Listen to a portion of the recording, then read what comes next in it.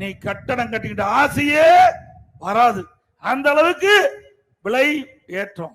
இன்றைக்கு எம்சாண்ட் அண்ணா திமுக ஆட்சியில் 3000 ரூபாய்க்கு வித்தது, திமுக ஆட்சியில் 5500 ரூபாய்க்கு விற்குது. 2500 ரூபாய் ஒரு யூனிட்டுக்கு அதிகம். ஜல்லி அண்ணா திமுக ஆட்சியில் ஒரு யூனிட் 2000 ரூபாய், திமுக ஆட்சியில் ஒரு யூனிட் 4500, 2500 ரூபாய் அதிகமா திமுக ஆட்சியில் ஜல்லி விற்குது. அதே போல கம்பி அண்ணா திமுக ஆட்சியில் ஒரு டன் கம்பி 40,000, திமுக ஆட்சியில் ஒரு டன் கம்பி 70,000, 30,000 விலையேற்றம்.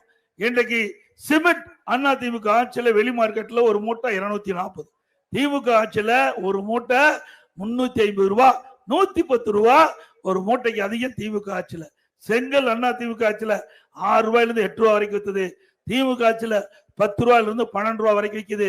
இப்படி கட்டுமான பொருட்கள் விலை உயர்வு, மரத்தினுடைய விலையை கேட்க வேண்டியதே இல்லை. 200% திமுக ஆட்சியில மரத்தினுடைய விலை உயர்ந்திருக்குது. இப்படி இந்த கட்டுமான பொருட்களுடைய விலை மின்னி முட்டுகின்ற அளவுக்கு உயர்ந்திருக்கின்றது.